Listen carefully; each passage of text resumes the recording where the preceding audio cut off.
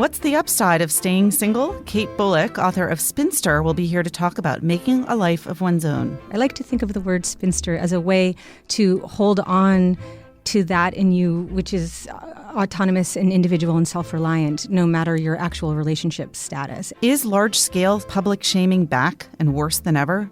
Jon Ronson will join us to talk about his new book, So You've Been Publicly Shamed. We're not thinking it through. We're not being judicious. We're not being democratic. We scream out any dissent. And it's us. You know, it's nice people like us. Alexandra Alter will share her notes from the publishing world, and Greg Cowles has bestseller news.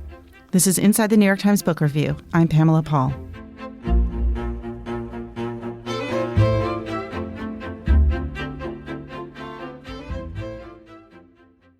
Kate Bolick is here to talk about her new book, Spinster, Making a Life of One's Own. Hi, Kate. Hi.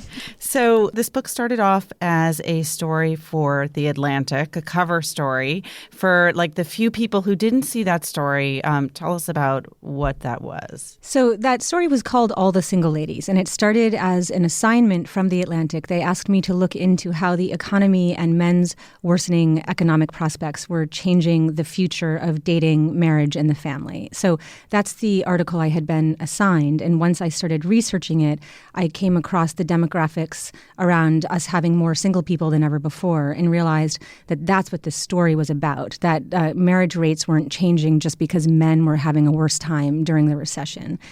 So I ended up writing a lot about this new growing single person demographic. So the idea that they started off with was, do women not need men anymore now that they can make money on their own and men's economic prospects are sort of disintegrating or at least getting worse because of the recession? Was that the sort of general?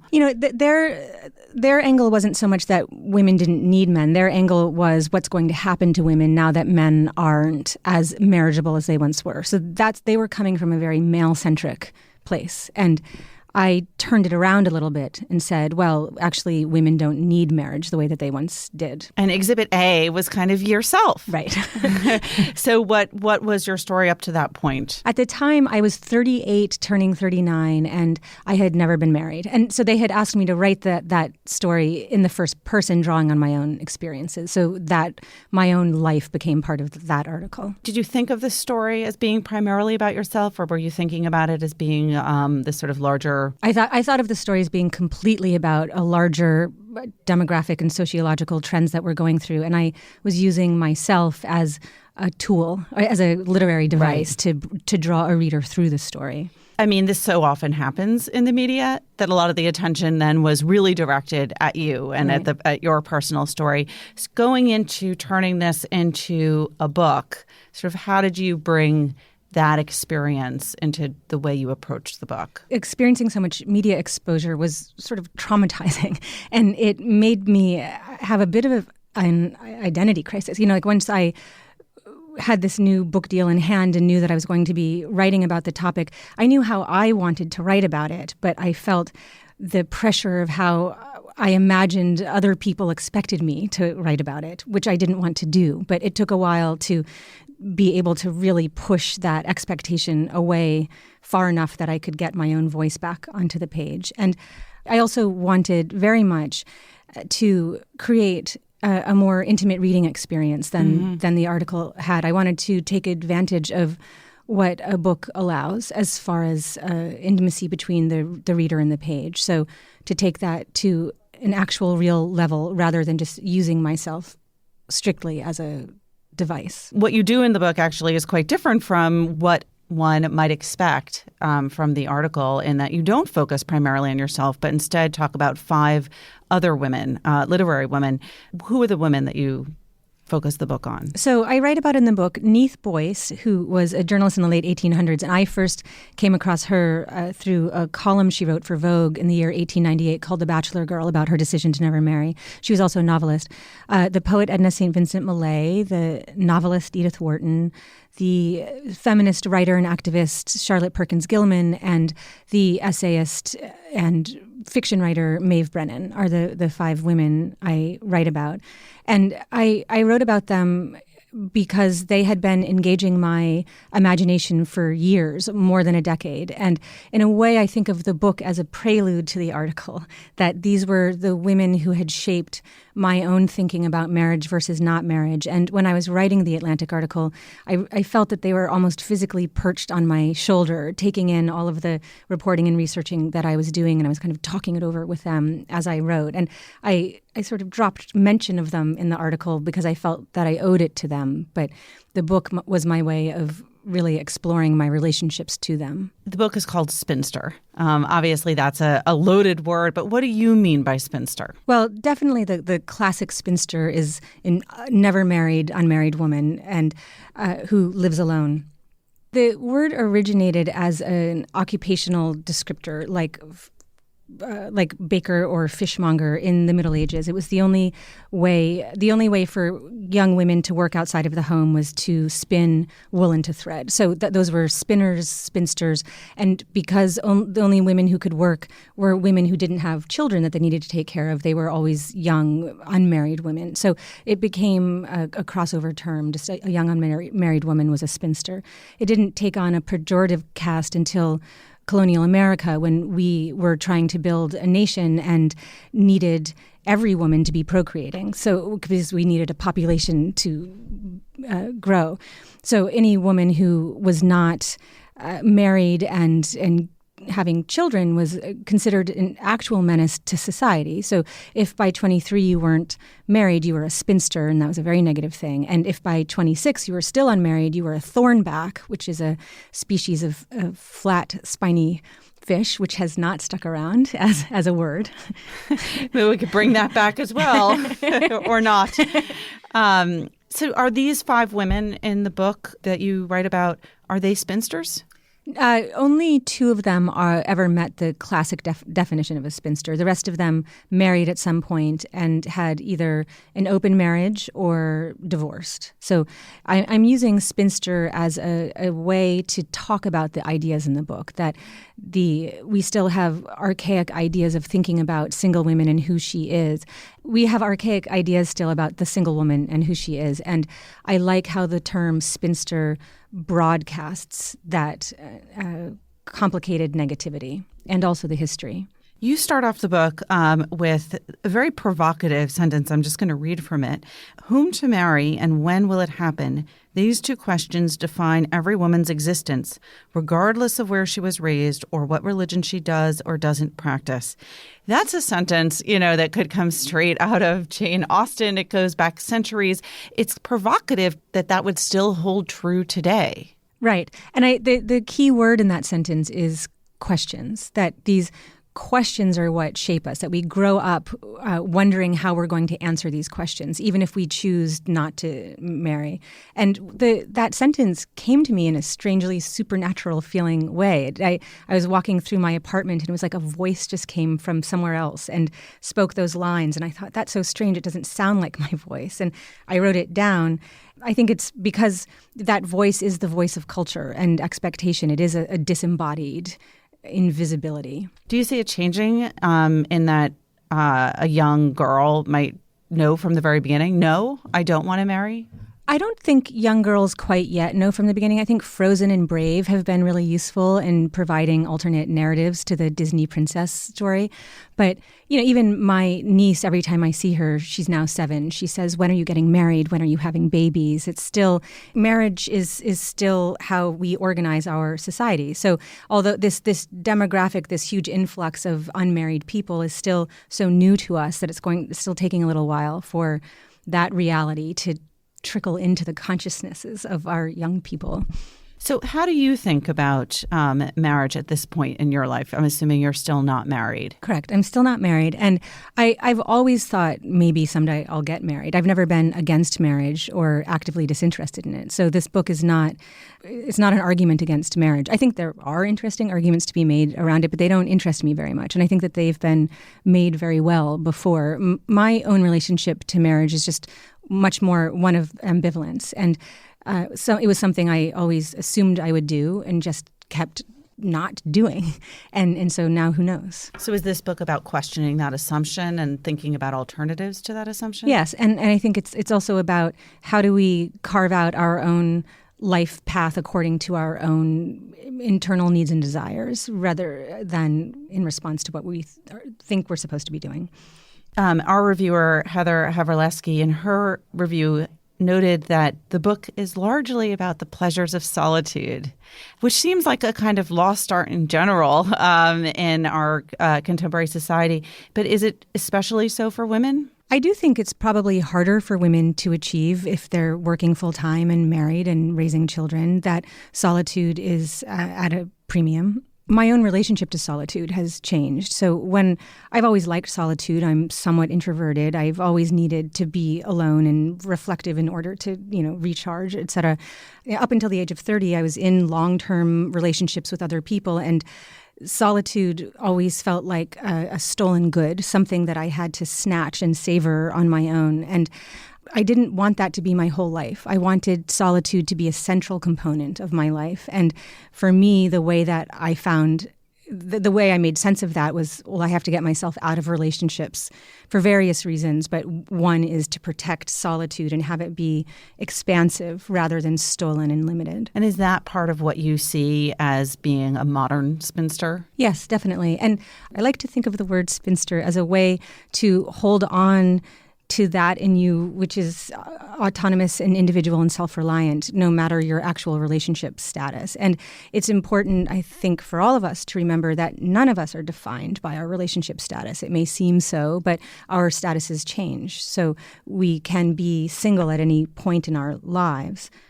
This is not a self-help book, so I don't mean to suggest that it is, but the subtitle is Making a Life of One's Own. How do you see the 5 women in this book as what can a reader take away from their lives and in a contemporary context that would help them make a life?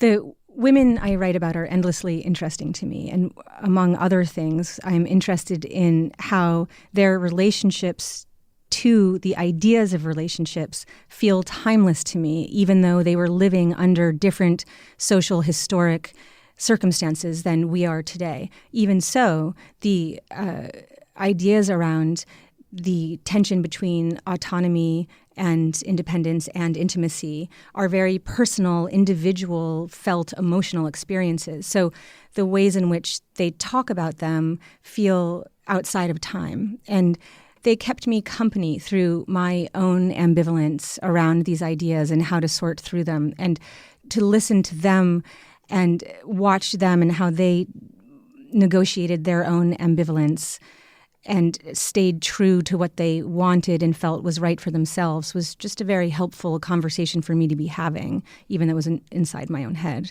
I want to end with where you started, which was that 1898 Vogue article by Neith Boyce, The Bachelor Girl.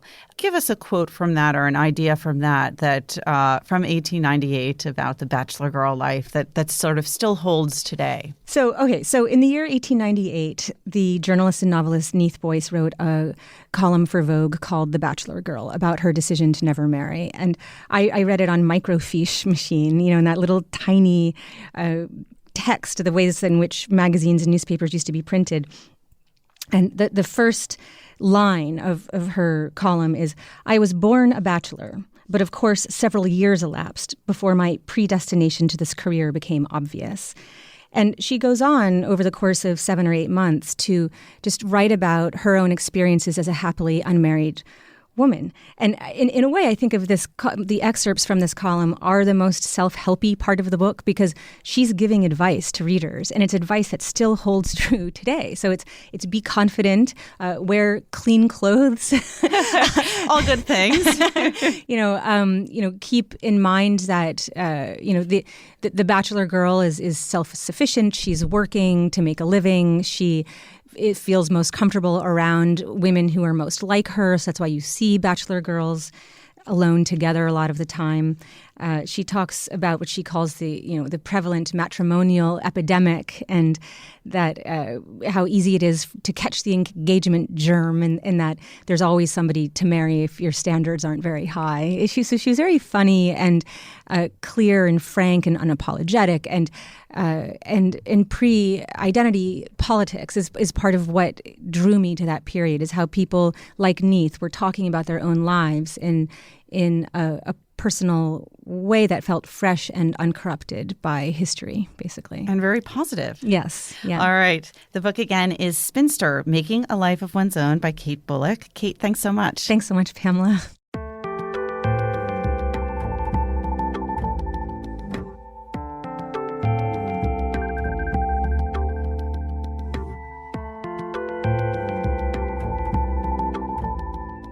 Alexandra Alter is here with Notes from the Publishing World. Hi, Alexandra. Hi, Pamela. So neither of us is in London right now, but let's talk about London. London, yes. This is where everyone that I'm trying to reach this week for interviews is currently. All the major publishers are at the London Book Fair, and a number of big deals closed right before the start of the fair as publishers are scrambling to get rights to things. We're seeing, again, some debut novelists raking in seven-figure deals. This trend is continuing. So a couple of the books that people are talking about, one was bought by Knopf, and it's a debut novel by a 25-year-old writer named Yaa Gyasi. She got seven figures for it, apparently, and 10 publishers were bidding. And it's about two half-sisters in 18th century Ghana who were born in different villages and didn't know each other, and their lives, diverged wildly, and then they meet up again. Another book that a lot of people are talking about is The Waters and the Wild, and this is a debut novel by an Oberlin College poetry professor, DeSales Harrison. They always get the big deals. The poetry professors are rolling in cash. It's like poetry professor turned James Patterson here. Kate Medina at Penguin Random House bought the book for seven figures. It was Bill Clegg who represented the author, and he's famous for getting massive advances for. He also has a big novel and of he his has own. his own big novel coming out in the fall, which he sold to a new Simon & Schuster imprint. The title is "Did You Ever Have a Family?" It's quite tragic, and it sold for a rumored seven figures as well.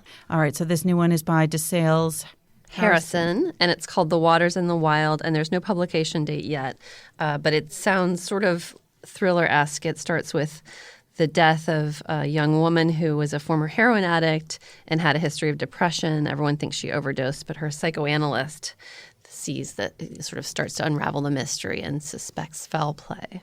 When we hear about these big sales going on now, when do we actually see the books generally? How long does it take from this kind of announcement to, a bookstore near you? That's a great question. I think with fiction, it's usually a year out often because they tend to buy completed novels or at least, a good portion of a manuscript. When you have these big nonfiction deals, it's often in advance that allows the author to go do some research. And so that could be, we could be thinking of 2 to 5 years or longer for a nonfiction deal. On the nonfiction front, a book that's getting a lot of attention at London is Mo Gaudet's Solve for Happy. This is someone who works at Google X, which is the part of Google that is working on self-driving cars and Google Glass and all kinds of futuristic products. And this is a book on a subject that is of interest to everyone because it's how to maximize happiness. And he's apparently applying technology and statistics and all of his Google brain power to this problem. And it apparently sold in a 6-figure deal to Scribner. In the future, we will all be happy. And then, of course, the biggest news at London is still Harper Lee's Go Set a Watchman. Her agent has signed up 25 foreign publishers at this point, and he's doing it in a somewhat unusual way just because of the extremely sensitive nature of this book. He's having publishers come to his office and read the book under tight security. He's not sending out samples or manuscripts for anyone to read on their own. Is To Kill a Mockingbird an international success as much as it is an American success? As far as I can tell, it is, because I think the global sales are, substantial. It's sold more than 40 million copies globally. Even though it's a quintessentially American story, I think it resonates overseas just with the father-daughter relationship and all of that kind of stuff. And there are certain very American stories, John Steinbeck, that tend to really do well internationally. That's right. And there was another little mini trend that emerged at London, which is a little bit disturbing. There were two big sales for books about serial killers. One centered on the widow of a serial killer. Another was about the daughter of a serial killer. So we'll see if there's going to be a third book on serial killers. All right, let's do our London Book Fair segment live from London next year. I'd love that. All right, thanks, Alexandra. Bye.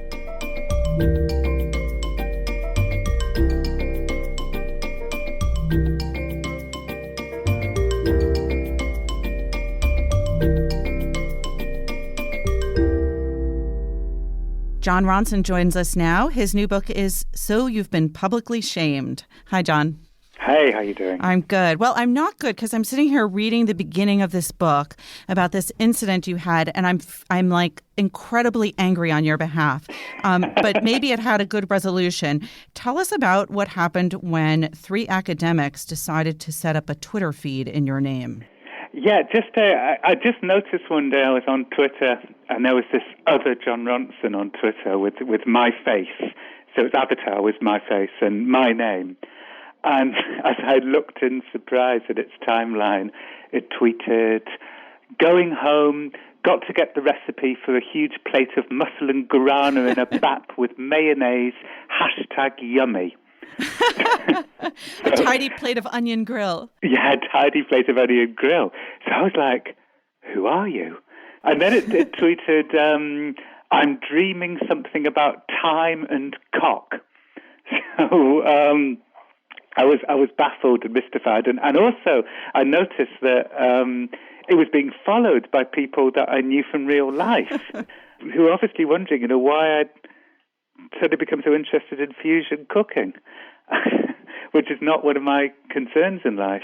So yeah, it turned out to be a spam bot, like a fake me Twitter account created by these academics. Right, because spam bot implies that it's some kind of machine, but there were real people behind this endeavor. Yes, exactly. And they wouldn't call it a spam bot, they called it an infomorph. There was some sort of exercise, some kind of academic exercise, which I still don't quite understand, like why they'd chosen me and what it was all about. When the paper comes out, you'll understand. I guess. What I did find out, though, was that they were refusing to take down the spam bot, even though, there were people out there who were convinced it was me, and people who enjoyed my books were following it, thinking I was a kind of, I must be in real life an idiot. Because all I would do is sort of, tweet about these fabulous dinner parties I was having. Whereas in that entire period, I wasn't invited to any dinner parties. So the spam bot was having a much better life than I was having. I finally said to these guys, look, if you won't take the spam bot down, can I at least meet you and film you and you can explain the rationale behind the spam bot? And they said, yes, they'd be delighted to meet me and explain the rationale behind the infomorph. And I said, that's great, because I'm very much looking forward to hearing the rationale behind the spam bot. So we were having a kind of passive-aggressive conversation about that.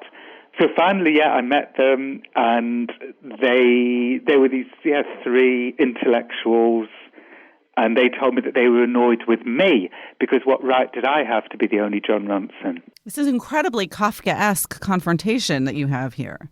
It really was. They said another reason why I had no right to be annoyed was that the internet is not the real world.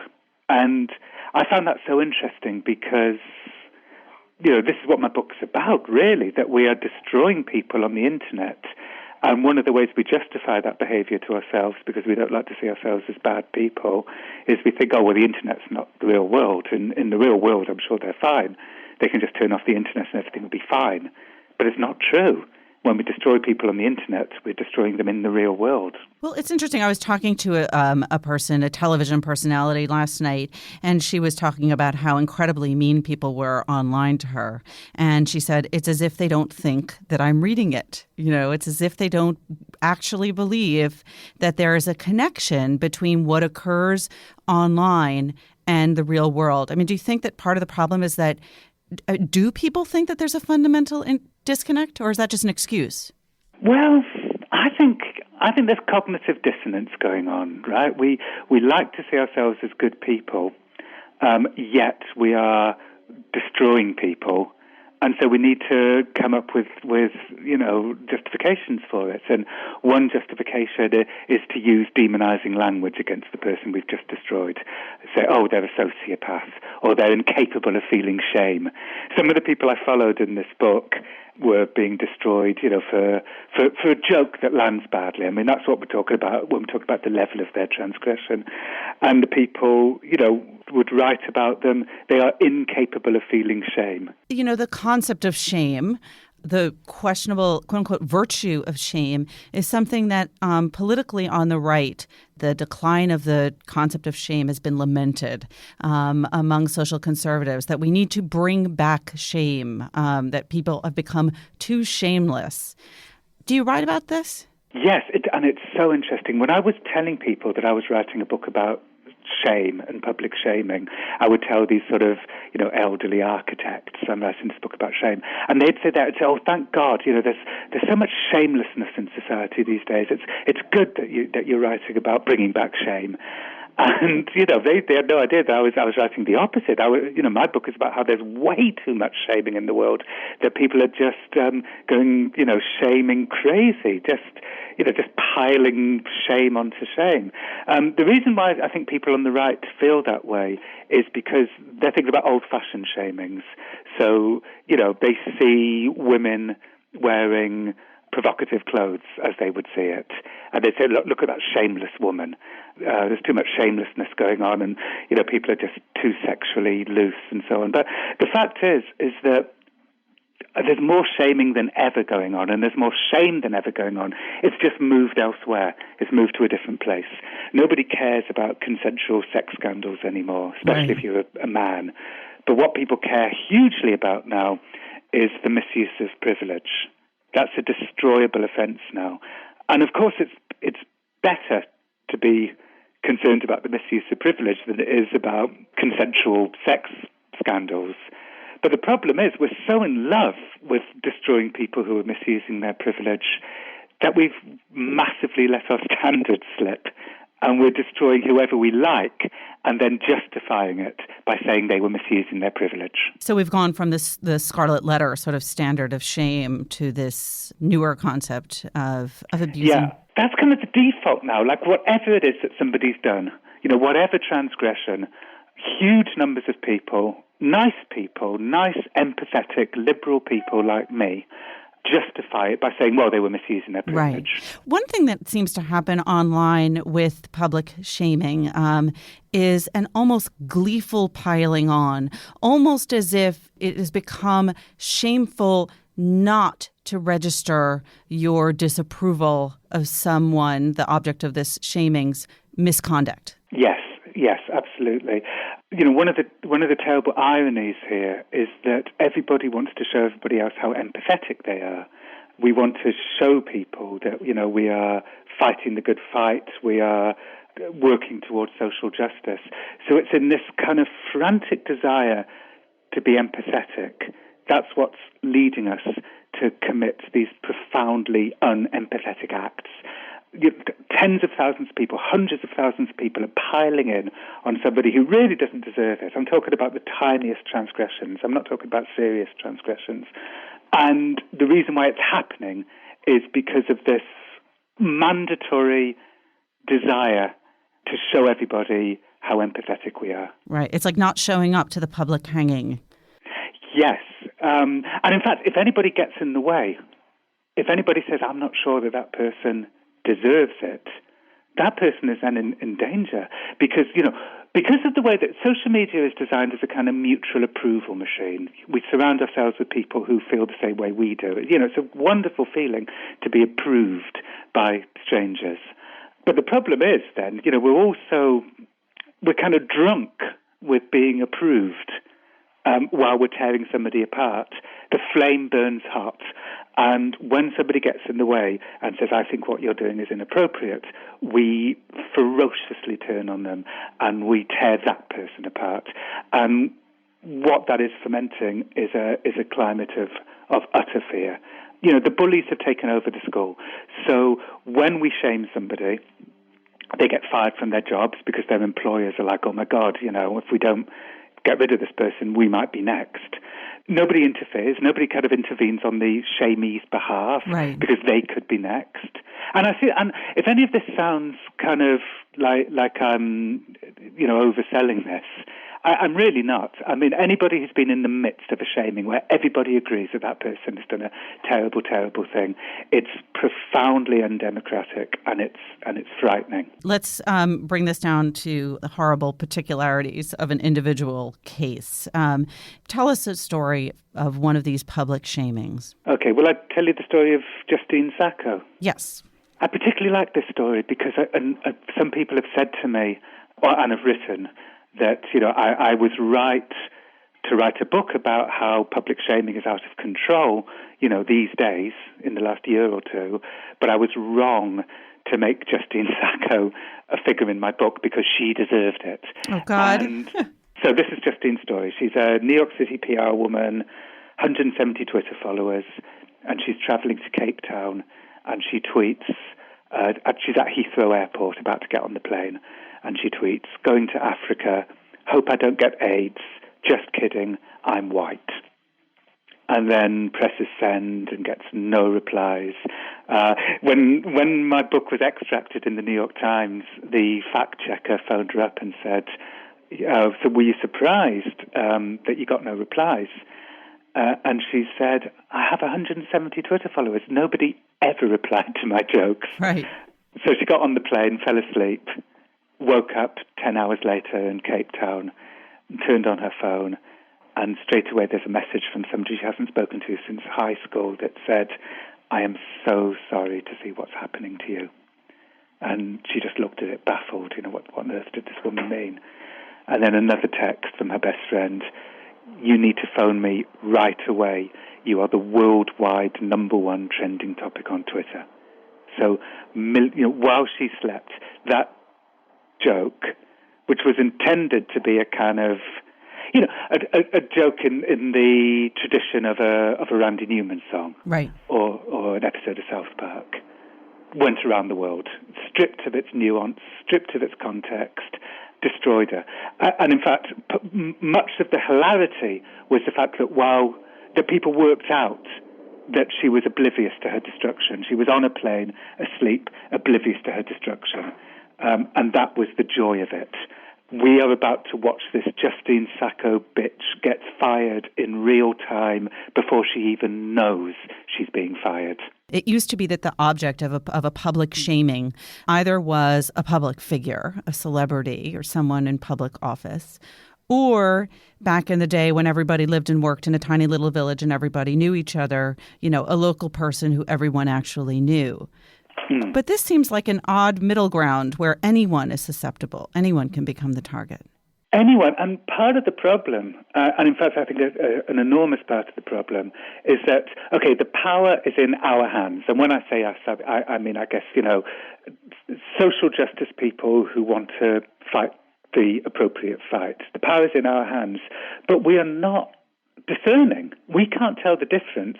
The level of Justine Sacco's punishment was akin to the punishment of the NYPD as they had a man in a chokehold. In fact, we were as furious with Justine Sacco for a liberal joke that landed badly as we are with the NYPD who aren't indicted for putting a man in a chokehold. So we have the power, and we are wielding it like toddlers crawling towards a gun. We're not thinking it through. We're not being judicious. Right. We're not being democratic. We scream out any dissent. And it's us. It's nice people like us. And I've noticed, just with this, the book's been out a week or two, the sort of waves of shaming I've had as a result of this book have been like, the sort of waves of nausea you get when you've got a stomach bug. People are desperately trying to find ways to not have to think about my book by saying, well, Jon Ronson supported Justine Sacco, he must be a racist too. So you're being publicly shamed. Being publicly shamed for writing a book advocating more empathy and less cold, hard judgment. How horrifically inappropriately appropriate. I know, right? I wish like when I'm in the middle of it, I wish I could rightfully think to myself, oh, the irony. And in fact, when I'm in the middle of it, I'm thinking, oh, God, and I'm waking up at 4 o'clock in the morning and frantically checking Twitter, just like everybody else, who's being attacked on Twitter. Well, the anxiety snakes its way into your head. Your next book can be about redemption. Right. Well, I sort of think this book's about redemption. It's about, there's nothing more frightening than being cast out into the wilderness by, told you are worthless. And there's nothing better and more healing than being brought back in. And this book is a book about, how we need to remember that human beings are dimensional. We are a mixture of brilliant and stupid. And the cure is compassion, empathy, and kindness. I want to end on that very positive note, given the sort of horrible nature of the topic. So, Jon, thank you so much. Thank you so much. That was a pleasure. The book again is So You've Been Publicly Shamed. People will only tweet nice things about this conversation, by Jon Ronson.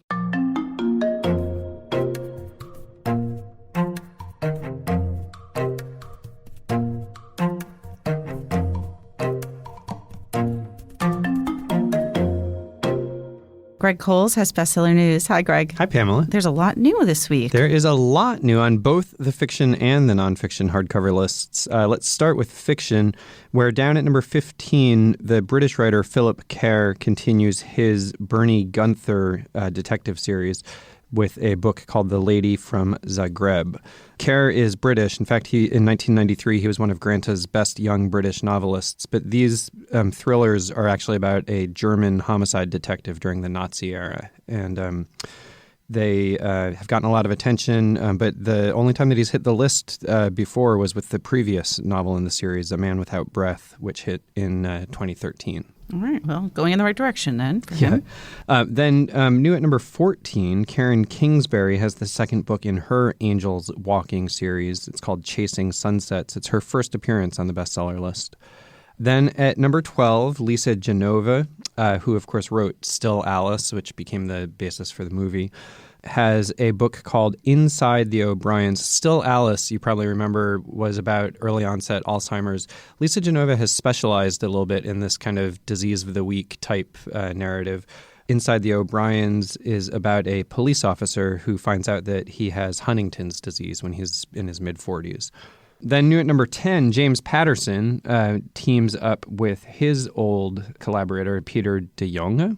Let's call it De Jonge, Dejonge, for a book called Miracle at Augusta, a golf narrative.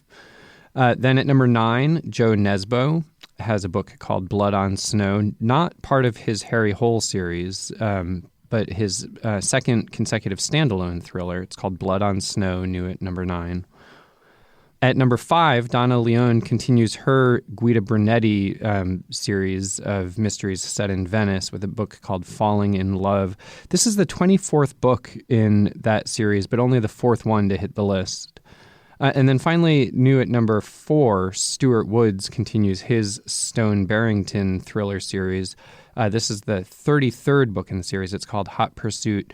And the 32nd consecutive to hit the list. Wow. He's hit one list or another with 32 of the 33. The only one that has missed is the first book, New York Dead. It did hit the ebook list, but only on the extended list last year when it was kind of re-released in ebook format. And what's with nonfiction? Nonfiction, there are 5 new titles. Starting down at number 15, the composer, the contemporary composer Philip Glass, has a memoir out called Words Without Music that hits the list at number 15. He wrote a previous book about music, but this is more of a memoir. Yeah, exactly right. This is just looking back at his life, his family, his teachers. He, of course, does talk about music in it, but it's not a book about music. It's a book about his life. And a curious book at number 7. A curious book called A Curious Mind by the Hollywood and TV producer Brian Grazer with co-writer Charles Fishman. It's partly a memoir and partly sort of an inspirational business book about the power of imagination, especially the power of curiosity, how you can use your natural curiosity to explore new things and become a success that way. Then at number 5, another memoir, another Hollywood memoir, Candice Bergen, who of course played Murphy Brown. She had a previous memoir 30 years ago called Knock Wood about growing up with the father. She's the daughter of the ventriloquist Edgar Bergen, who famous for Charlie McCarthy, the ventriloquist dummy. She grew up as Charlie McCarthy's sister, so to speak. This new book, it's called A Fine Romance, is about her marriage to the director Louis Malle and her second marriage to Marshall Rose. It's also about her success on Murphy Brown and about her daughter, Chloe Malle. But all anybody's talking about is about how she admits that she's fat. That is true. That's gotten a lot of attention. She says that she doesn't want to be one of those women who only eats kale and fish and then goes and throws it all up. Right. Well, we won't talk about that. Okay, number 3. Number 3, Kate Anderson Broward, former Bloomberg News reporter, White House correspondent, has a book called The Residence, which is about the White House. It sort of inspired by Downton Abbey. It's really a look back at the staff of the White House who stays put as first families come and go. And so it looks, she's interviewed staff going back, I think, 50 years and talks to them about what life is like behind the scenes in the White House. Lee Daniels, the butler, the book version. Think of it as the butler, exactly. And a brand new name at number 1. At number 1, Bill O'Reilly's Legends and Lies by Bill O'Reilly and David Fisher. I was a little bit disappointed to find out that this book was not a collection of his war reporting, but in fact is a tie-in to the Fox News series Legends and Lies, which is a look back at the Wild West, some of the key figures from that, and attempting to sort out what was real and what was not. Who were the good guys and who were the bad guys? Exactly. All right. Thanks, Greg. Thanks, Pamela. Remember, there's more at nytimes.com/books. Our producer is Jocelyn Gonzalez, and you can always write to us at books@nytimes.com. Thanks for listening. For the New York Times, I'm Pamela Paul.